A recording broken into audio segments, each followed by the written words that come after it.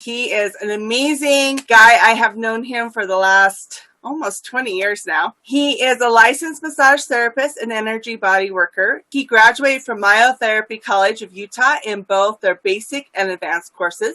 He became an instructor immediately after graduating and was told he had a gift for teaching. The more he taught, the more he realized how much he loved doing it and has continued to do it ever since. He also helped to create the Myotherapy Institute home study program for massage and therapeutic bodywork. This program taught everything needed to complete a 600-hour program for licensure. He was executive director of the college for many years until he decided to leave and spend most of his time in his private practice. He has taught hundreds of people all over the country. He achieved national certifications in both basic and therapeutic massage and bodywork. He has a successful private practice in Salt Lake City, Utah, that focuses on natural healing. His focus is to help people balance their body structurally from the outside in for pain management issues and nutritionally and emotionally from the inside out for other health issues. He works with clients not only in his office, but he's also developed the ability to work on people remotely. He also does his work on animals. He's been married for over 33 years, has 6 children and 3 grandchildren. He loves the outdoors. He loves to camp, fish, water ski, and to parasail. And he also loves to travel and share what he does with others. Marv, thank you so much for coming today. I'm so excited to have you on. Well, thanks for having me. I am very excited to be here. The things that I have to share are very interesting.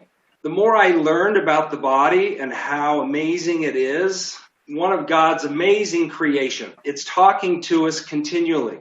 The problem is most people, they don't know or understand sometimes what it's saying, or we're not listening. My hope today is to share with you many of the ways that the body does communicate with us. First off, spiritually, then physically, then nutritionally, and then also on an emotional level. I'm going to try and keep it very simple and basic because many of us don't realize really how complex the body really is and how it functions. And so my first question to you is, with the topic of the month being effective communication, my question to you is what is part of communicating with people effectively?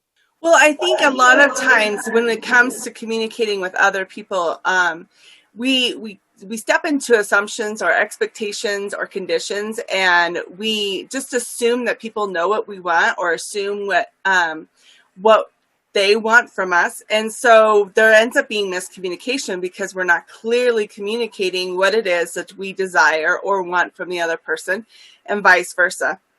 And so when you have effective communication, you're being 100% honest, not only with yourself, but with the person that you're talking to as to what you want without, including expectations or assumptions to that. Okay, and that's great. And the thing that I want to focus on today is part of what I feel, and I think a lot of people would agree, is that effective communication requires listening. Sometimes people are talking and they're telling us something, and we're too busy on our little cell phone doing social media or whatever, and we're not really listening. Well, and I think also we tend to, we're thinking about what we're going to say and not really listening to what they're saying. Sure. Another part is a lot of times we might want to ask a question. And when we ask a question, are we listening? Are we listening for what it's trying to tell us? Do we understand what it's trying to tell us? And that's what we have to remember. Listening allows us to be better in tune with what's going on in our bodies.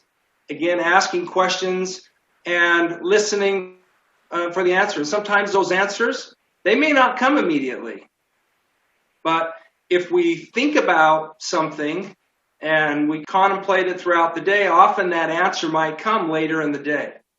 Over my 30 years of training and experience working with people, I've developed some skills that allows me to communicate with people's bodies and ask them questions and help them with things that they might be struggling with. I would like to share with you some of these ideas and examples of how the body often does this. At the end, I have an offer. If you want to try to explore some of those things, then we're able to do that. There are 4 different things that I wanted to talk about today. First thing I want to talk about is spiritually. How does the Spirit communicate to us? Any thoughts? Well, for me, it communicates. I hear a voice within my heart that gets translated into, my ears or however that wants to be looked up. Sometimes I get it through a good feeling, but mainly I get it from actual a communication within my heart or my mind, whatever one comes first. Okay, and that's great, because sometimes it does. It comes with, like, you've heard some people say, I had this burning in my chest that told me it felt right or it felt good, or it was just, again, a good feeling. Sometimes it comes from an inner voice that we might hear or a prompting that we might get. An example of this would be maybe you're driving down the road on the freeway going at a pretty good speed. There's a lot of traffic, and all of a sudden one of you gets this prompting, you need to slow down. My question is do we listen to that voice? Do we listen to that prompting? And quite often we hear these stories where we listen to that prompting and all of a sudden we slow down, and all of a sudden right ahead of us there's this big collision. And had we not listened to that prompting, we might have been right in the middle of that collision. We hear stories like similar to that, or maybe you have a teenage daughter who wants to go out, hang out with a bunch of friends. And you get this strong prompting that, I don't know, it doesn't feel very good. And you don't allow them go. Now, you're the bad guy, but later you might hear of some tragedy that happened to that group of kids. And again, because you listened to that prompting, you saved yourself a lot of grief, a lot of heartache, and possibly your child's life. We get these promptings or we hear these little voices. Do we listen to those?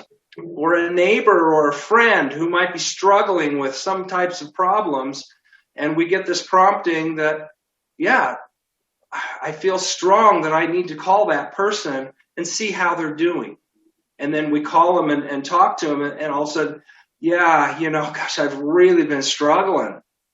And it allows you an opportunity to be that person to help that individual. And so these are things that, just examples that I could think of. I'm going to tell you a story of a gentleman that came in just a little over a week ago, struggling with a number of health issue problems. This gentleman came in. His story is that one day he was home, his wife was at work, the kids were out kind of playing, doing their own thing, and he was the only one home. Well, he had his chimney stack above his house that needed to get painted. He decided that he had some time and he was going to paint that chimney stack. Now, this chimney stack was on top of his 2-story house.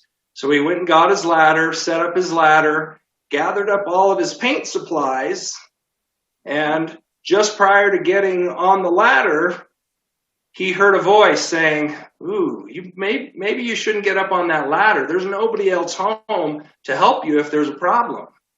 But, quite often we ignore those promptings and we think, I've done it hundreds of times. I'm going to be just fine.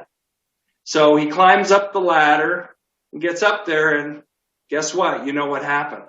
He fell 30 feet. Now, nobody's home, and it just so happens that a neighbor 3 or 4 houses away, the husband and the wife were out working in the yard. Well, the husband didn't hear anything, but the wife heard a noise, and she wasn't sure what it was, but she had a very strong prompting to tell her husband to go investigate and find out what that sound was. So as he went to investigate, he found his neighbor lying on the ground, unconscious. They called the ambulance. They took him away.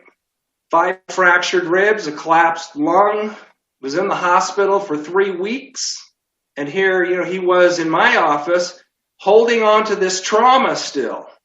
And so we were able to go in and release this memory of this trauma that was still weakening his system or his body. This is something that had happened 17 years ago, and his body was still holding on to it. So when he thought about that experience, he could still feel the emotions and everything that came as a result of that experience. And once we were able to release the trauma from his body, he could think about it and not feel the emotion connected to it anymore. It doesn't erase the experience, but it does release the emotion that the body holds on to or it stores. So from a spiritual point of view, we need to listen to those promptings. They're there for a reason. Now let's move on to the next topic, which I wanted to discuss, was physically. How does the body communicate to us physically? In my experience, being a licensed therapist for 30 years, I deal a lot with people that are experiencing pain. Now understand that pain is a protective mechanism. It's there to tell you something is not right, something is out of balance, go get it fixed. And in our society, a lot of us, or a lot of people, they're not aware of some of the things that can be done to alleviate, from a natural standpoint, these aches and pains that we're living with on a daily basis. Most of us people would probably go to their primary care. He might prescribe some pain medication. He might send you for physical therapy. And these can be beneficial and helpful. The problem is they do make us feel better, but they often don't fix the problem. And a lot of times, if you can align the body, and again, understand that some of these things come because the body's either structurally out of balance. It could be a joint or a muscle. It could be an emotional issue that's we're hanging on to that could be causing these aches and pains. But if we can balance these imbalances, then we get a decrease in pain. So if I have somebody coming into my office with a knee pain, I might look at the knee and check out and try to see what's going on in that knee. Where is something maybe off? And if we can work to fix that imbalance, I can get them to stand up off the massage table and put weight on it, and they don't feel any pain anymore, and they feel great. The same thing is true with like low back pain or neck pain or anything like that. If we fix those things, the body has the ability to turn off those pain signals, and then we get relief from those things. And this might be a little hard for many of you to believe, but this energy work that often is done, either physically or energetically, it can be done remotely as well. Energy healing has been around for thousands of years. And when you think about on a religious level, the best person that we can use as an example was Jesus Christ. And we know that he understood the body and the energy of the body and how to use that to heal. He's probably one of our best examples. What you need to remember is that muscles, emotions, organs of the body, and negative belief systems, they can all contribute to pain. Okay, and I know that may sound hard to believe, but it can be. And I'll just give you an example, something that happened to me this few years ago. I had somebody in my office came in with low back pain. And so I went through and I did everything that I'd been taught to do to try to bring balance to the body and help alleviate that pain. And again, when I work with people, I do try to communicate back and forth. I love feedback. So I might be asking, okay, how does it feel now? Or if I do this, does it increase the pain or does it decrease the pain? So as I finished working on this person, I did everything I knew how to do. I asked them, I said, okay, how does it feel now? And they're like, oh, it still hurts. And I'm like, oh, really? Okay. So then I went back to work, tried to do a few more things. And I said, okay, now how is it now? Oh my gosh, it still hurts. And I'm like trying to figure out what more I can do. And I hear this little voice in my head that said, try this. I work with people all the time, but I've learned that I need to trust this. But sometimes I'll question that little voice or that prompting. And in my head, while I'm working on this person, I'm thinking to myself, why would I do that? I never learned anything like that before. And so I'd ignore it and I'd keep working on this person, trying other things that I'd been taught. And I say, how does it feel now? And it says, it still hurts. And I'm like, oh, I just don't understand why it's not getting any better. And I'd hear another voice, do this, try it. And finally, I just kind of throw my arms up in the air. I said, okay, I'm going to trust what you're telling me. I don't understand why, but I'm going to do it.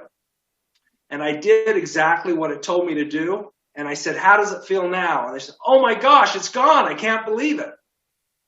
And so I've learned to trust those promptings as I'm working with people in my office. When I talk about the muscles and the emotions and the organs being tied together, again, hard to understand and hard to believe, but I'm just going to give you a little example. Now, the low back muscles, they're called the quadratus lumborum.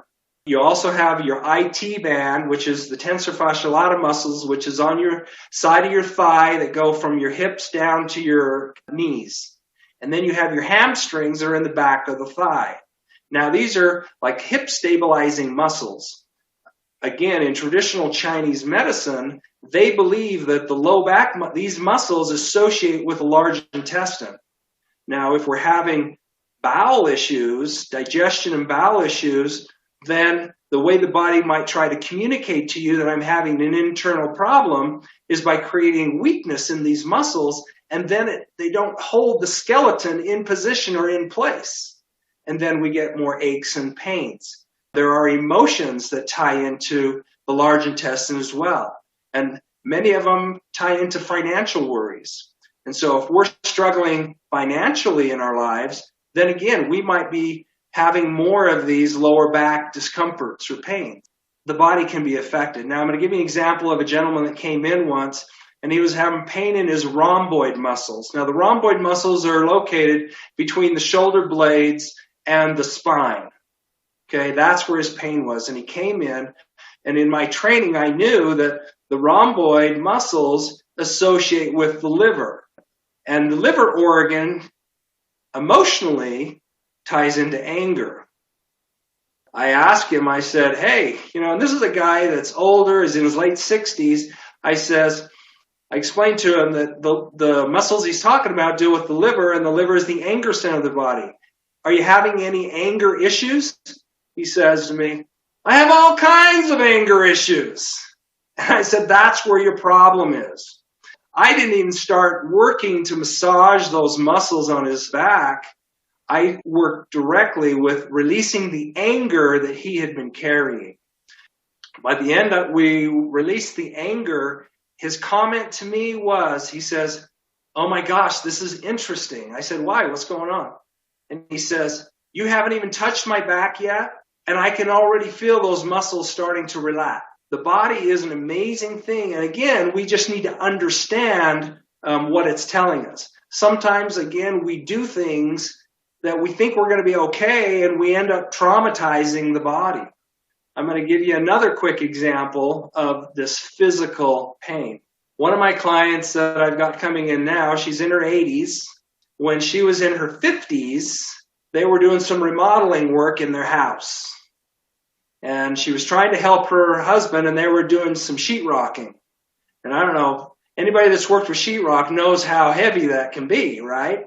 Well, they were doing some ceiling work, sheetrock, and he called her in. He says, I'm trying to screw the sheetrock in. Come in and stand up and use your head to hold the sheetrock up.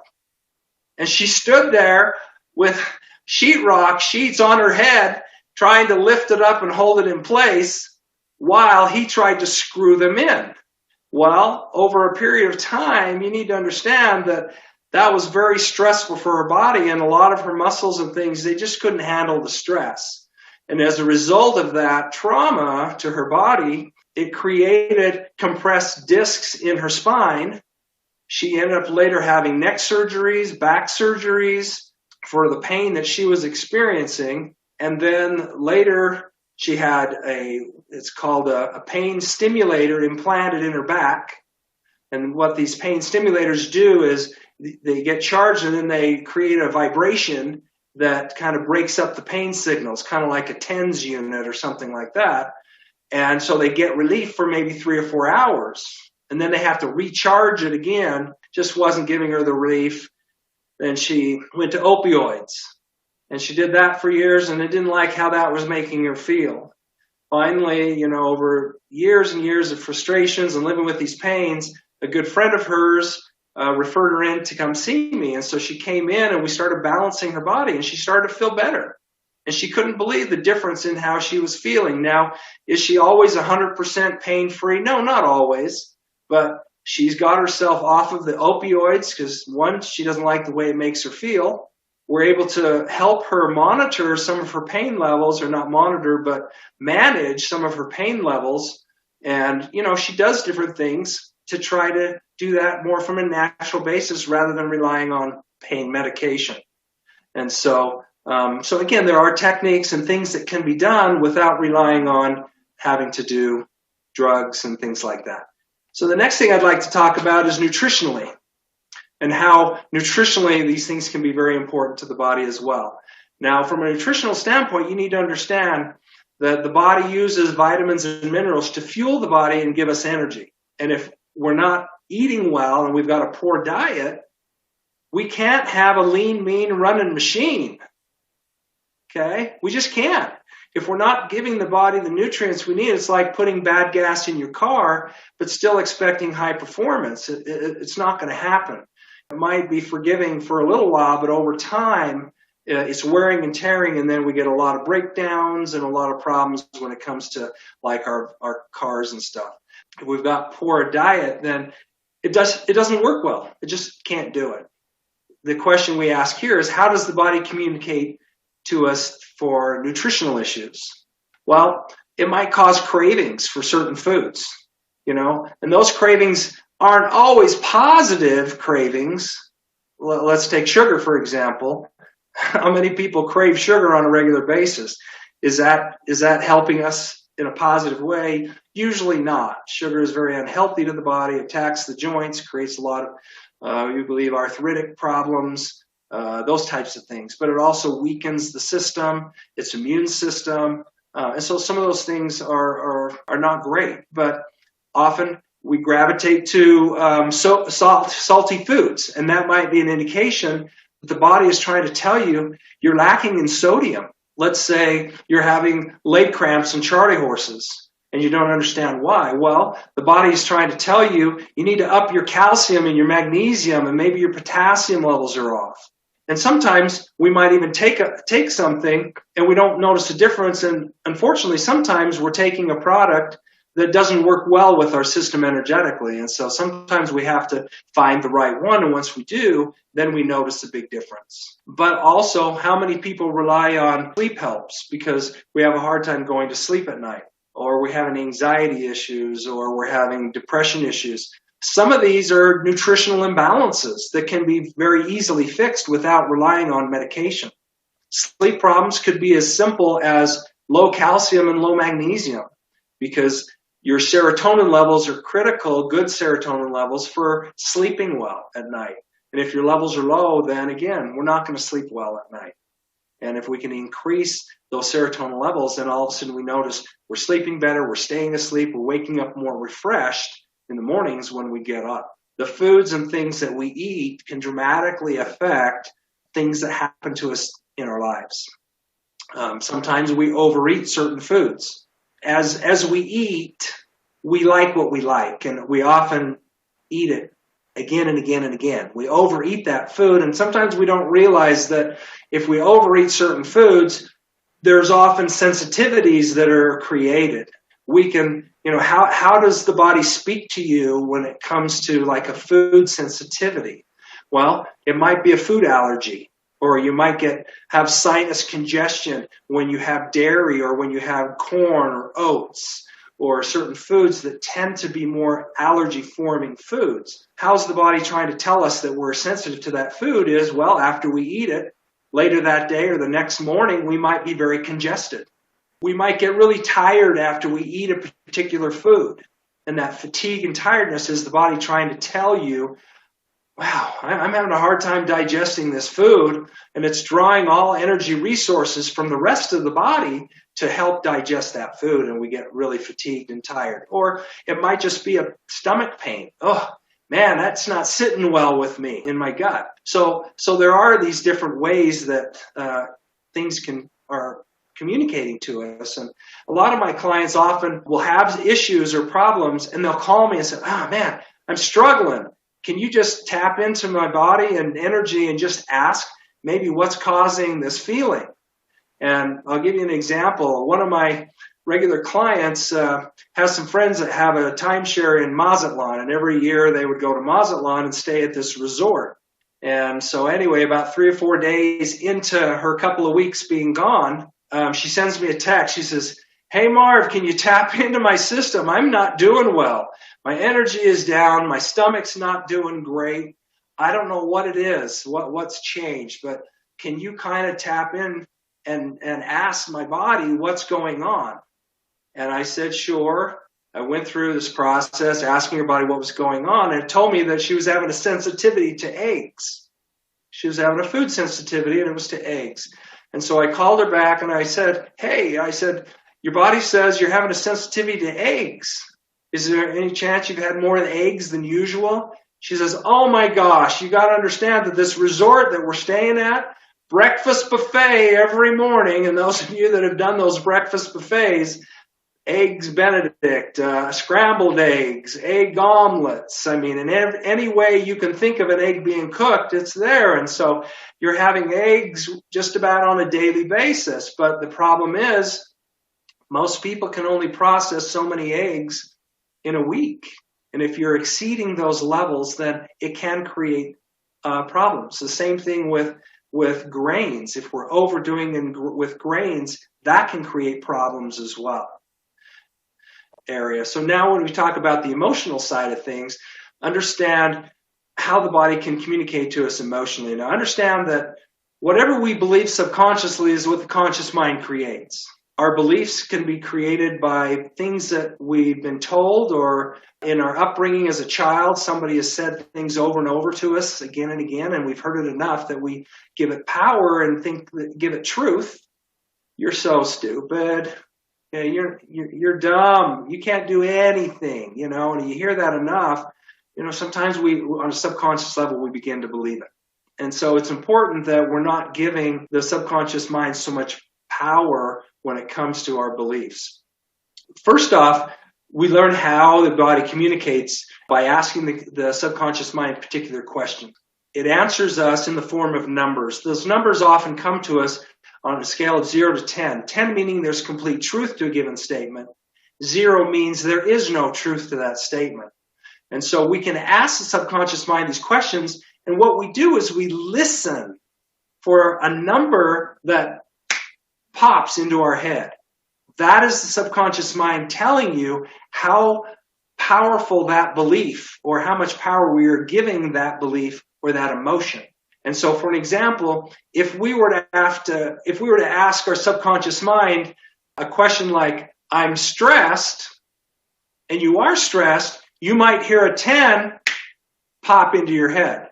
But if you're not stressed at all, you might hear a 0. But the numbers can also be anywhere in between. It could be a 5, it could be a 7, it could be a 3, depending on how stressful you are. We can ask questions like, I'm angry. And listen, subconsciously, how angry am I? On a conscious level, we might feel fine. But if we go into the subconscious, then it's important that we do that, because it's the subconscious mind that deals with beliefs and patterning. So if we're giving something power, then we're creating more of that in our lives. So if I believe I'm angry, I'm going to be angry because the conscious mind says, okay, they want to be angry. Let's give them reasons to be angry. Or, I feel anxiety. Let's give them reasons to feel anxiety. And we can go in and we can release those feelings and those emotions in a very short period of time without the need of going on Xanax for anxiety, or taking Wellbutrin or Zoloft or some of these antidepressant medications. And I'm not saying those can't be helpful for people, but this is very quick, and we can help people release these out of the energy fields of the body. The question that we often ask is, and this is a big question, if you ask, do I love and accept myself? So do I love and accept myself? Yes or no? What number pops into my head when I say I don't love and accept myself? And if it's a high number, understand it's creating self-sabotage. It's creating more situations that keep you feeling poorly about yourself. Anyway, so what you need to do is once you get those numbers, then you learn to work with them. And I want to show you some things that you can do. One of the things that many of people in your mastermind classes have talked about is anger and forgiveness, and how important that we don't hold on to the anger in our lives, and that we do have forgiveness. If those numbers are high, then we need to work to let it go. So what I want you to do is, just for fun, those of you that might be out there, I'm going to ask a question. I want you just to listen for the number that pops in your head, and then just pay attention to what that number is. I'm stressed. Just think about the first number that pops in your head. I feel anxiety. What number pops into your head? I don't love and accept myself. Again, what number pops in your head? I'm angry. Let's look at the angry one. I'm angry. Because this is a key one, especially when it comes to forgiveness. When we're angry, sometimes it's hard to let anger go, because in our minds, sometimes we feel like it's safer to hold on to the anger, because if we do, then it gives us reason to not have to deal with those person that we're angry at. It's very unhealthy. And when we're angry at people, we're literally giving away our power. We're giving that person our power, and we're making ourselves sick. Many of them are going on in their lives, and they don't even know that, and you don't even know that they're angry. And they're going on not caring or knowing, and yet you're making yourself sick. And so it's important that we learn to let go and forgive ourselves. Very religious. In the Bible, if you recall, Peter went to Christ in the book of Matthew and asked Jesus, how many times should I forgive? And do you remember what his answer was? 70 times 7. And ourselves included. We're our own worst critic, or, we're the hardest. Imagine having so much fear and anxiety. I'm so angry because of that. But I'm beginning to realize how unhealthy that is, because I want to be happy. I don't want to be angry. So I'm choosing today to let the anger go. And as I let it go, I replace that anger with feelings of forgiveness, unconditional love, and acceptance in my heart. And I'm going to do this for me, because I deserve to be happy. I want to be happy. I'm a child of God, and I'm entitled to it. So I now choose to let it go. Thank you for this healing that is taking place as I'm learning to love unconditionally, because I deeply and completely love and accept myself. And then often we can go back and ask, I'm angry. And often what will happen is, where maybe it was a 5 before, you're thinking, gosh, I'm not as angry as I was a minute ago, but I'm still kind of a 2. All right? So then what we can do is we can go back and say, okay, here we go again. Even though I'm still angry, I'm having a hard time letting it go. But I'm beginning to realize how much better I could feel if I were to let it go and have unconditional love in my heart and forgiveness. Again, I do this for me. I don't want that feeling. I don't need it. I don't accept it anymore. So I let it go. See ya. Okay? And then we go back and we ask, and all of a sudden, hey, gosh, I don't feel angry anymore. And sometimes it's hard to let it go. And sometimes we actually, there's resistance in letting it go. And there are other techniques that we can use to get past that resistance so that then we're free to let it go. And again, we start to feel better. And as we do that, it's amazing the difference that these things can make. And in 1 hour of working with people, it's amazing how many things that can be released and how many belief systems can be changed. How often we don't believe we're enough. I'm depressed. I don't feel good about myself. I have low self-esteem. I mean, what are we telling ourselves on a continual basis? And if we can release those things and those beliefs so that there's no truth to that anymore, and that we do love and accept who we are versus we do not, all of a sudden we're creating positive experiences in our life and things begin to change. And the more we stay positive instead of negative, the better we feel. And that positive creates vibrational energy in the body. I want you to pay attention to how this makes you feel. I'm going to say some words, and you tell me just how it makes you feel inside.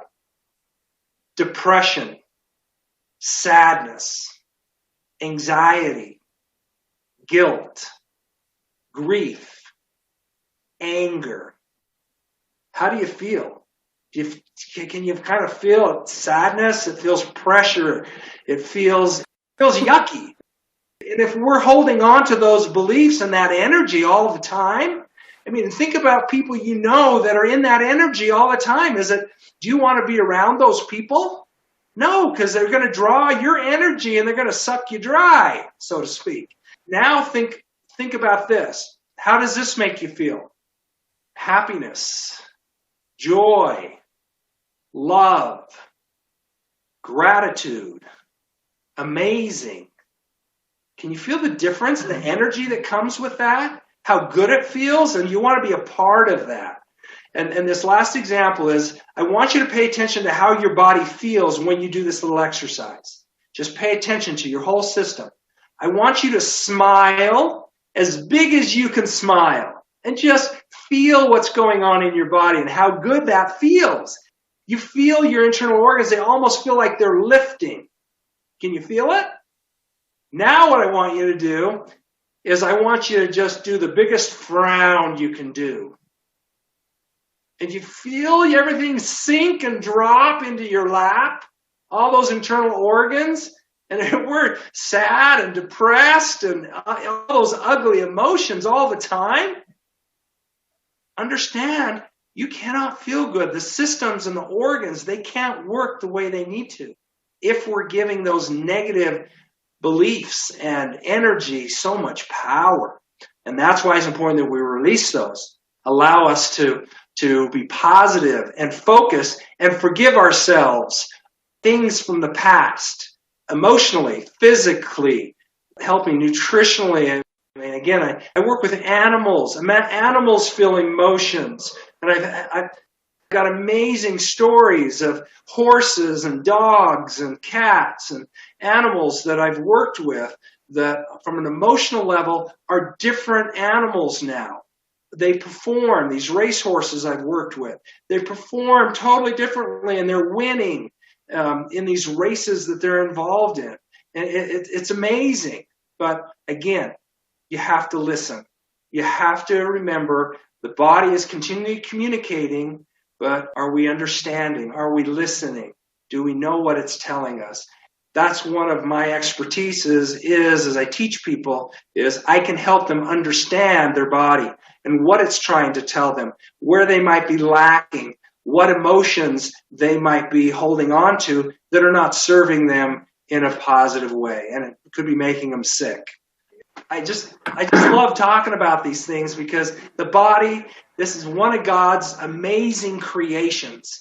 And again, I could go into story after story of other ways that it's connected. Thank you for allowing me to be here. I'm open to questions, and I am willing, anybody that's maybe listening to this, wanting to do something to maybe investigate or maybe try to find out some things that might be going on in their lives that we could help them better, their health or whatever it might be, or release many of these traumatic experiences or emotions or what I've done is put together a package deal. If you pay up front, I'll give somebody 6, and each sessions is roughly about 55 minutes. And it really is a good deal. We can try to tap in and just address a lot of issues in those 6 visits. I do teach classes. If somebody would be interested in doing something, maybe getting a group together, we could look at many things and come up with a fair price for a class. I'm willing to even offer a package deal in some one-on-one sessions. Normally for people that do the kind of work that I do, charge anywhere from $150 on up per session. Oh, yeah, definitely. And are you just offering this to one person, or is there anybody who comes to? This would be a package for one person. Per person. Okay. Per person. And then, we would just chip away each visit until they've used up all their visits. I love that. That is going to be so awesome. So how can they contact you? They can send me an email. My email address is marvindeus@gmail.com. And again, it's marvindeus@gmail.com. They can also call me on my cell phone number. It's my work number. It's area code 801-860-9688. Again, area code 801-860-9688. And can they also contact you through Messenger?